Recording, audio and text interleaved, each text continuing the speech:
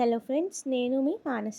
ఈరోజు మనం మొక్కజొన్న అట్లు లేదా మక్కట్లు అని కూడా అంటారు. ఇది ఎక్కువగా వర్షాకాలంలో చేసుకుంటారు. ఎందుకంటే వర్షాకాలంలో ఉన్నంత మక్కలు స్వీట్గా సమ్మర్లో ఉండవు.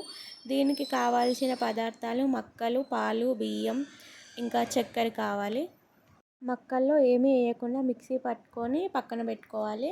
నెక్స్ట్ మనం పాయసం లేదా దీన్ని పాల అంబరం కూడా అంటారు. మేమైతే పాయసం అంటాం.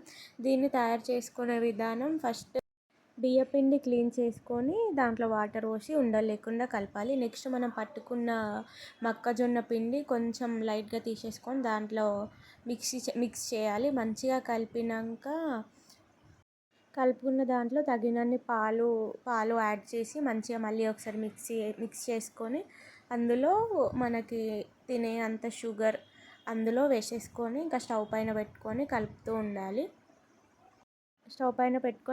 ఉండాలి. ఇంకా అంటే చిక్కగా వచ్చేంత అయ్యే వరకు కలుపుతూ ఉండాలి. లేదంటే అది ఇట్లా గడ్డల్లాగా అవుతుంది. ఇంకా ఇదైతే మా నానమ్మ వాళ్ళ జనరేషన్లో మిక్సీ లేక రోట్లోనే మొత్తం నూరి మరి ఒక 20 దాకా అట్లా చేస్తుండే డే అంతా కూర్చొని.